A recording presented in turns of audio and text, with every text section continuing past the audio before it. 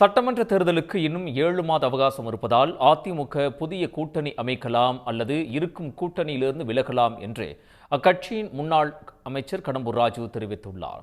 தூத்துக்குடி அருகே தருவைக்குளத்தில் செய்தியாளர்களிடம் பேசிய அவர் கூட்டணி இறுதி செய்வதற்கு இன்னும் கால அவகாசம் இருப்பதாக தெரிவித்தார்.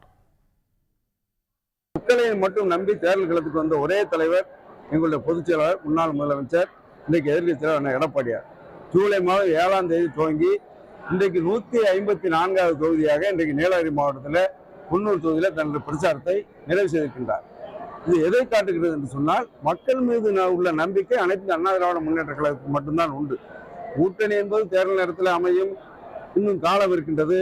கடைசி நேரத்தில் கூட கூட்டணியில் வரலாம், சேரலாம், இருக்கின்ற கூட்டணி கூட பிரியலாம்.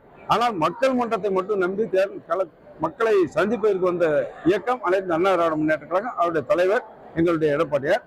உடனுக்குடன் செய்திகளை தெரிந்து கொள்ள சன் நியூஸ் பெல் ஐகானை கிளிக் பண்ணுங்க.